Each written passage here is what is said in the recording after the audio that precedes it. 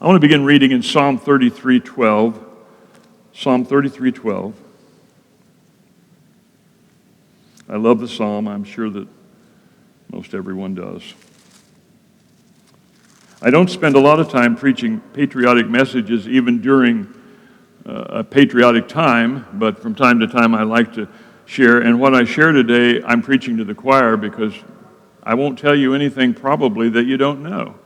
But hopefully it'll remind us of the importance of the relationship between the church and the government. Psalm 33:12. Blessed is the nation whose God is the Lord, the people he chose for his inheritance. From heaven the Lord looks down and sees all mankind from his dwelling place. He watches all who live on earth, he who forms the hearts of all, who considers everything they do. No king is saved by the size of his army. No warrior escapes by his great strength. A horse is a vain hope for deliverance. Despite all of its great strength, it cannot save. But the eyes of the Lord are on those who fear him, on those whose hope is in his unfailing love, to deliver them from death and keep them alive in famine. We wait in hope for the Lord. He is our help and our shield. In him our hearts rejoice, for we trust in his holy name. May your unfailing love rest upon us, O Lord, even as we put our hope in you.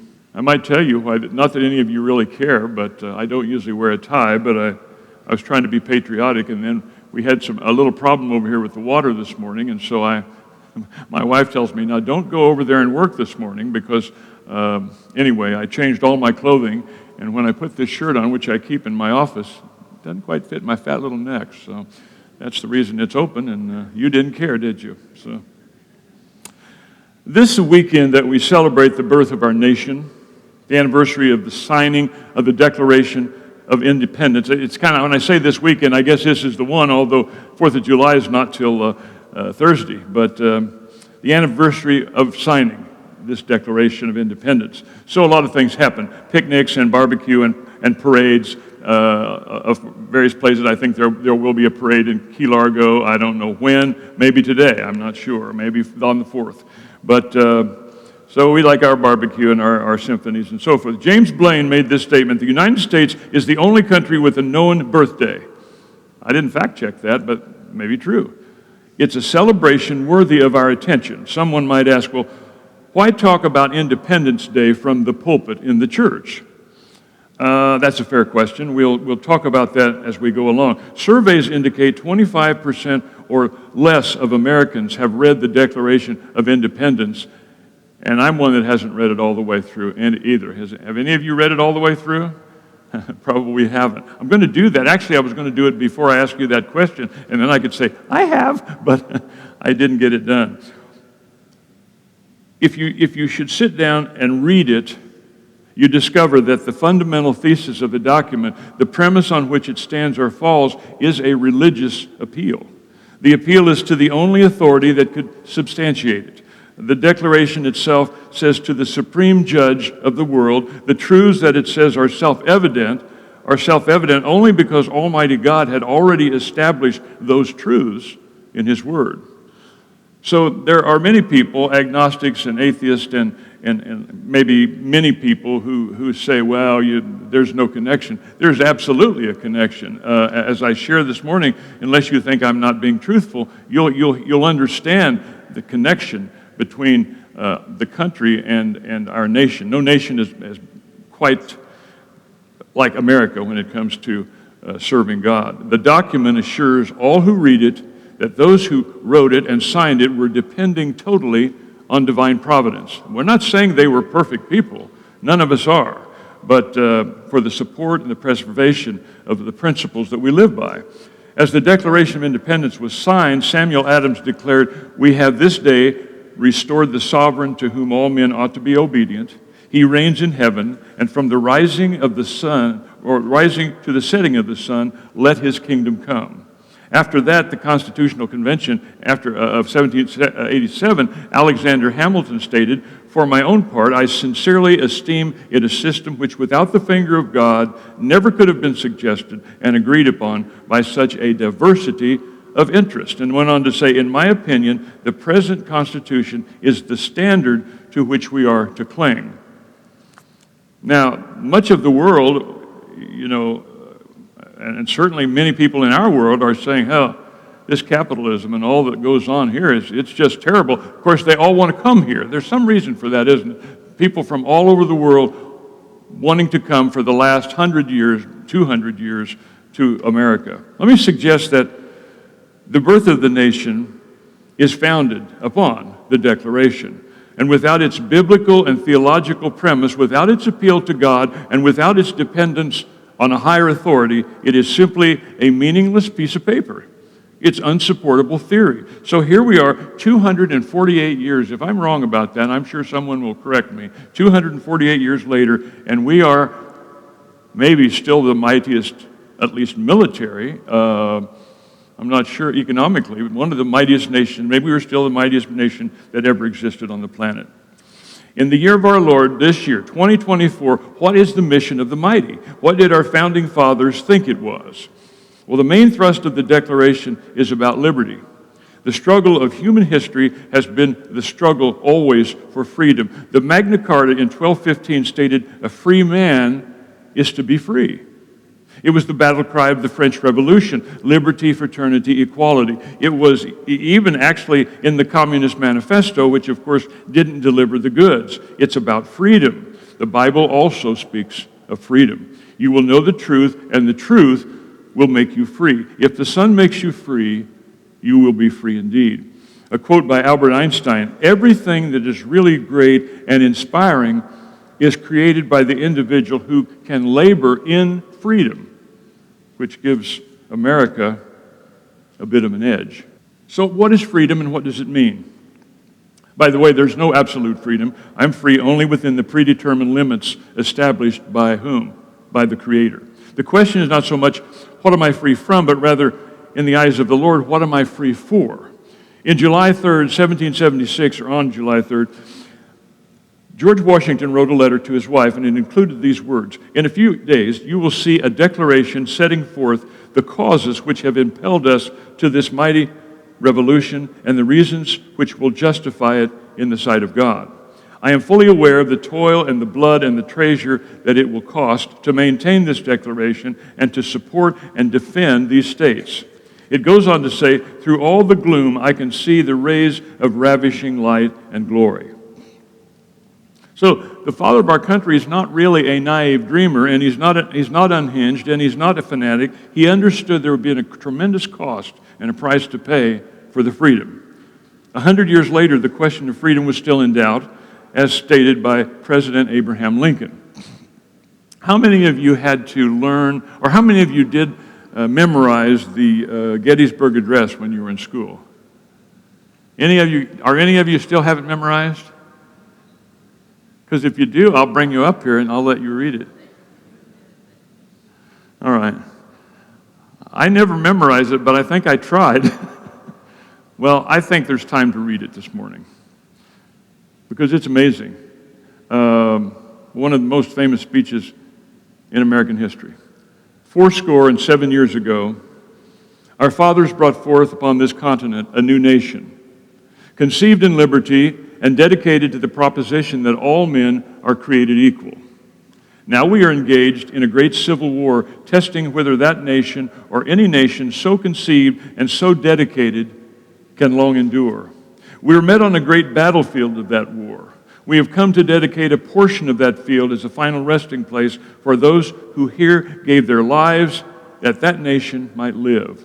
It is altogether fitting and proper that we should do this, but in a larger sense, we cannot dedicate, we cannot consecrate, we cannot hallow this ground. The brave men living and dead who struggled here have consecrated it far above our poor power to add or to detract.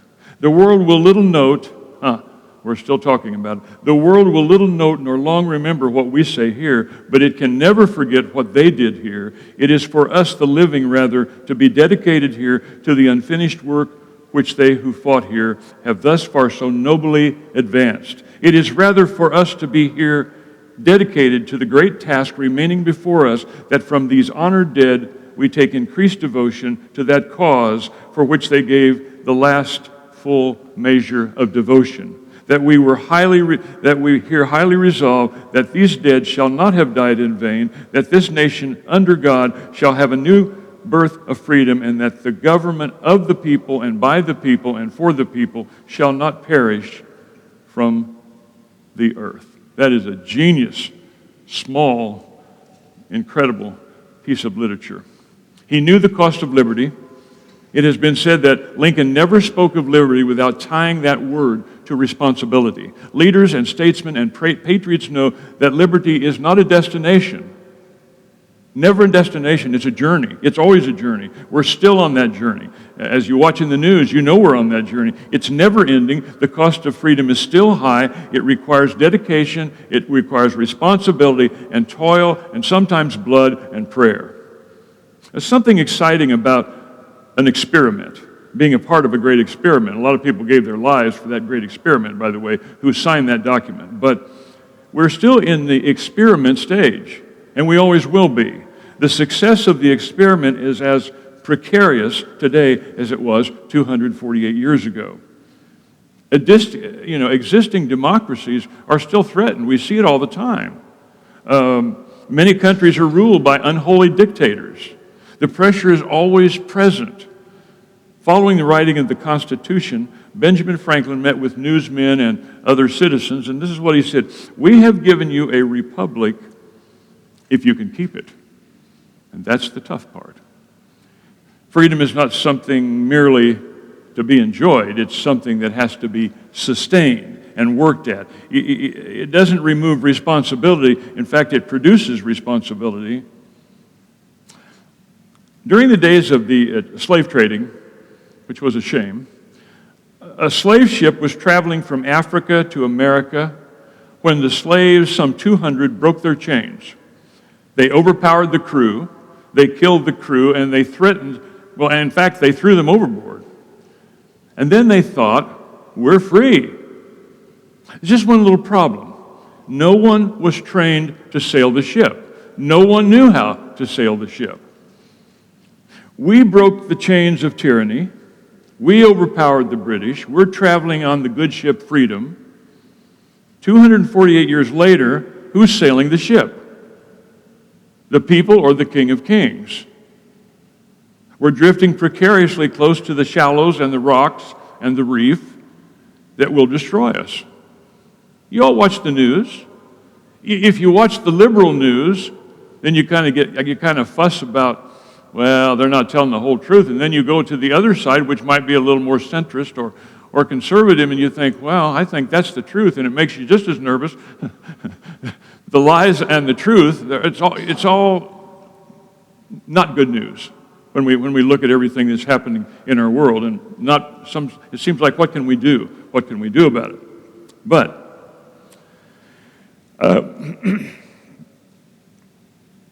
the way to the United States, or I should say the United States was really not a new experiment, by the way. It had been tried, I think, about 20 centuries earlier. Sometimes we think we're the only ones, but in the Greek city-states. And if you visit that part of the world, you can still see the ruins, and you can still see the remnants and the glory that once was. But it failed. Ultimately, they were destroyed. Why? A very simple reason. Sometimes it's just so simple that, politicians and others, especially who are not in any way connected to the King of Kings and the Lord of Lords, they overlook it. Their democracy had no religious stimulus, had no moral foundation. Their freedom didn't include moral responsibility. The states became crooked and dishonest. Why? Because the people were crooked and dishonest. There's only one thing that made America, this experiment, unique, I think, and that was we were a Christian democracy, or maybe you call it a federal republic. But a person was as good as his or her word, even though we all know that kids stole bicycles over the years, and there were still crooks and thieves, but overall, a person was as good as their word. In most neighborhoods, you didn't lock your doors and you left your bicycle in the front yard. You didn't have to worry about it being stolen and on and on. But everything's changed. We used to see other nations and we would see how they had bars in front of their houses and for many years, but not in America. But that might be changing. Dr. Bahadur, you've never met him, but he's one of the leaders in Pakistan, told me one time, he was talking about the Muslims because he was probably a converted Muslim. I'm not really sure of that, but he was one of our church leaders. And he said they lie and they bribe and they can't be believed. Now, then I have a friend who was living in another country, and I won't tell you what that country is because it doesn't matter, but she came home and she said, they all lie. She was so angry with the people that she lived with and did business with. They're all liars. Now, there's no country in the world where they're all liars, but there are countries that they are oppressed, and there's so much sin, and there's so many things. There's no integrity, and that's very sad. I remember when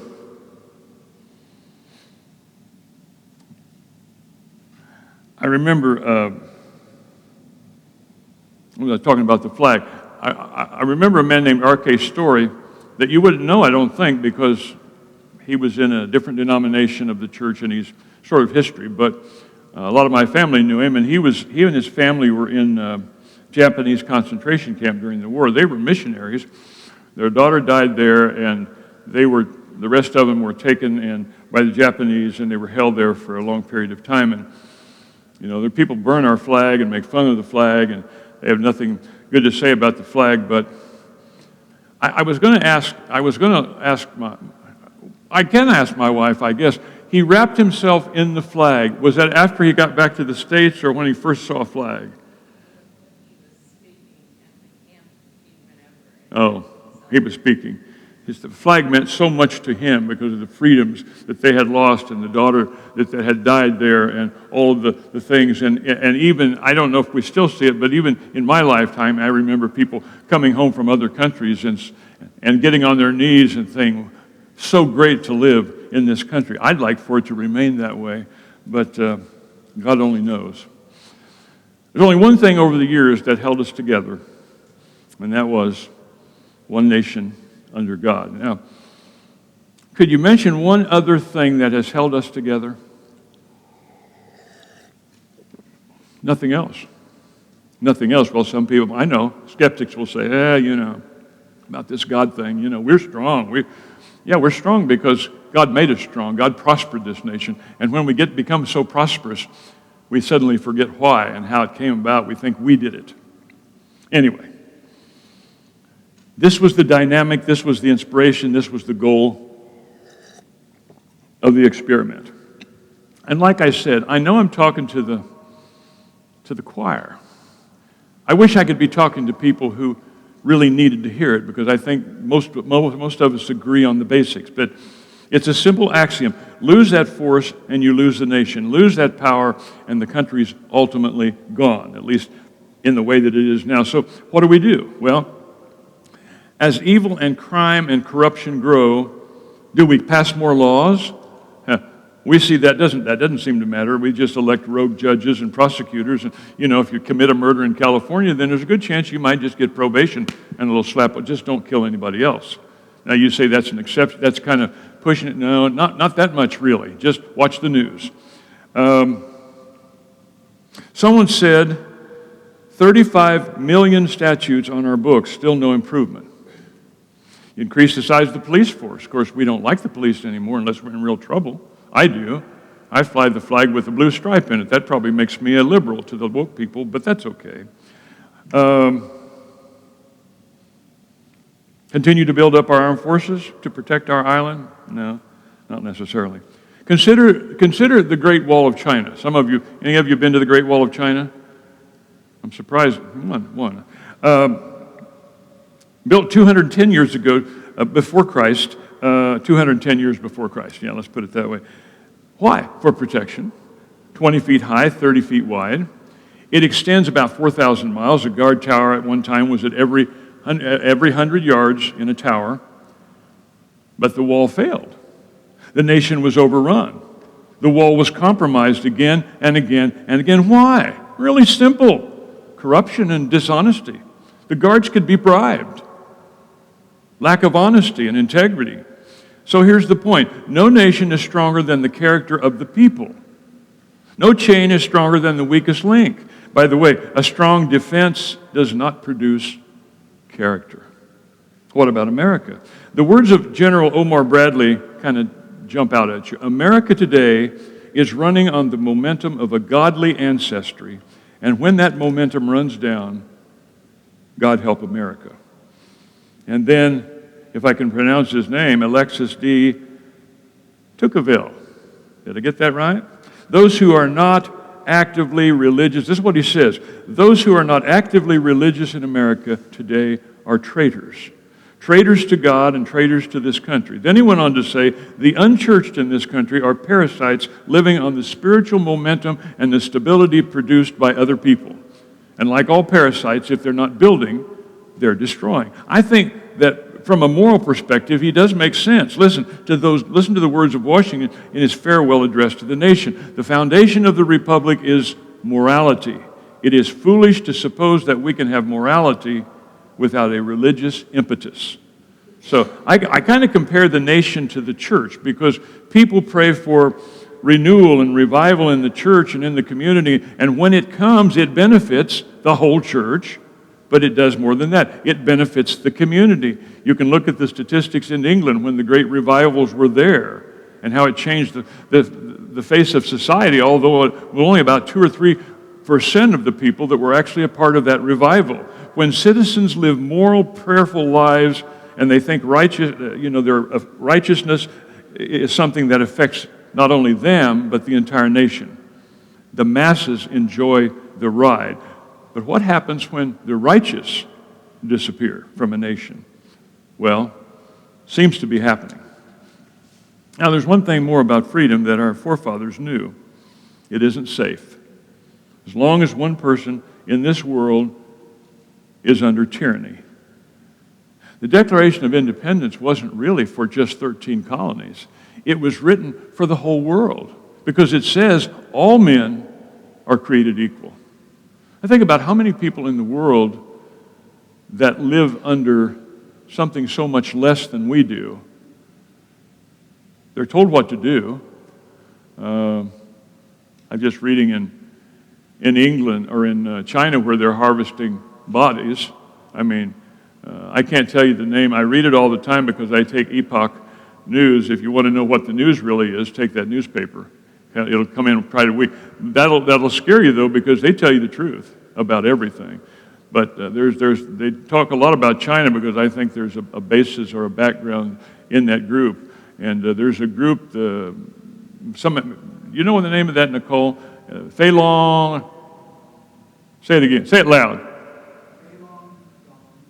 It's a kind of cult, and yet if there's a good cult, they have good thoughts, loving one another, caring for one another, all of that, and of course, the Chinese government for the last 25 years has tried to destroy them, and they take those people just like they would take us if they didn't like what we were doing, and they wouldn't, and they put them in some kind of confinement, and then if they need a cornea or whatever, they just go in and take it from this live person. There are things that are going on in China now that are incredible, and I wish we had nothing to do with China, but it's happening. And if you think I'm making it up, there's plenty of, it's out there. In fact, finally Democrats and Republicans are agreeing, and they have some kind of amendment now against that very thing that's happening in China, and it hasn't been completed yet. We'll see what happens because I'm sure there's some money going into the hands of some people from China, of course, for whatever reason. But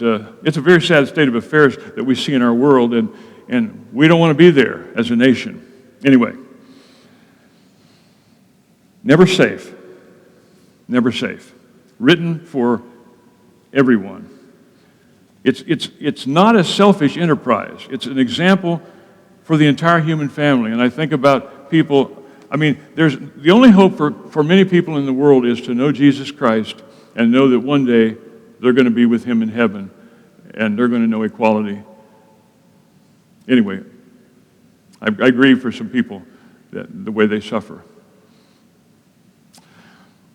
So I'm guessing that we're the mightiest nation on earth, and if so, our mission is to find ways to bring freedom to all people. Is that ever going to happen? No, but that would be our goal, and that's what God would want us to do. That's why we've been spread so thin. Whether you agree with it or not, World War I and II were about freedom for Europe, and Korea was about freedom, and Kuwait was about freedom, and Iraq was about freedom. And you see the difference between North and South Korea.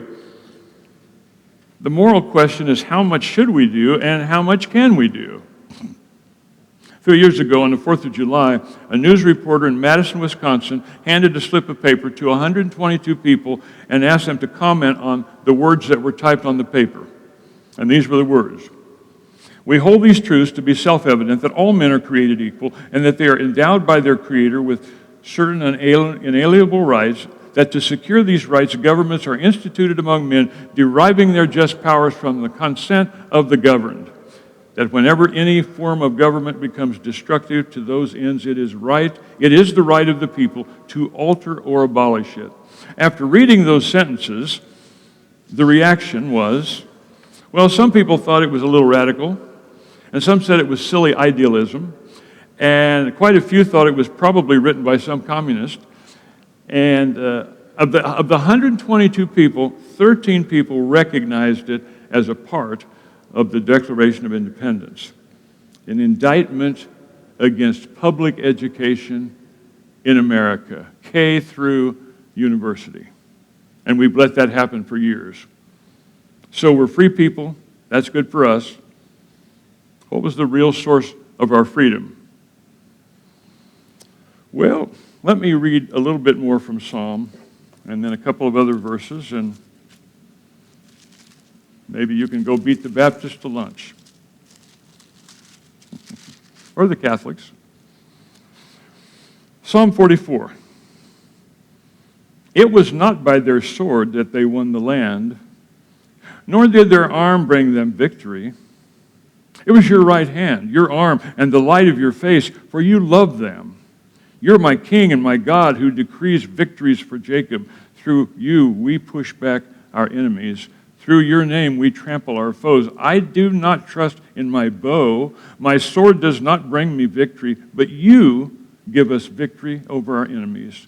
You put our adversaries to shame. Psalm 33:12. Blessed is the nation whose God is the Lord. Psalm 127, 1 and 2. Unless the Lord builds the house, its builders labor in vain. So what is the true source of our freedom? If therefore the Son shall set you free, you shall be free indeed. Let me close with one more of Abraham Lincoln's proclamations. And this is pretty much what I've said. You probably would have been happy if I had just read this. This pretty much sums up everything I've said. We have been the recipients of the choicest bounties of heaven. We have been preserved these many years in peace and prosperity. We have grown in numbers and wealth and power as no other nation has ever grown. But we have forgotten God. That's all the way back in 1863. We have forgotten the gracious hand which preserved us in peace and multiplied and enriched and strengthened us, and we have vainly imagined in the deceitfulness of our hearts that all these blessings were produced by some superior wisdom and virtue of our own. Intoxicated with unbroken success, we have become too self-sufficient and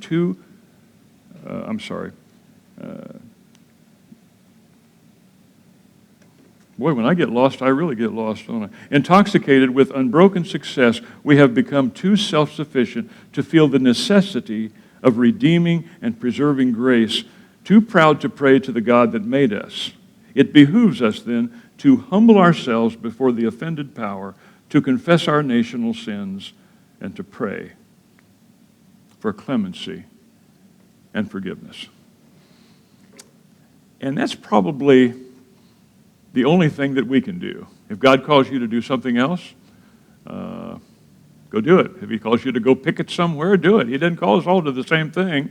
He calls you to write a book or run for an office, But pray. Bring it before the Lord, because the Bible says he hears our prayers and prayer changes things. Let's stand together. Father, we thank you for your promises, because when we see all of these things that happen and they disappoint us and they frighten us sometimes, that there's a sense where you're still in control. We don't understand that completely, but you are still in control, and your hand is upon us. You love us. You sent your Son to die for us, and we can trust you. So we bring before you these things that bother us and concern us, and pray, Lord, that you have your way in the life of this nation, and certainly in the lives of people around the world. We love you, Lord. Now may the Lord bless you and keep you. May he be gracious unto you. May he give to you his peace until you come to stand before Jesus in that day in which there is no sunset and no dawning. Amen.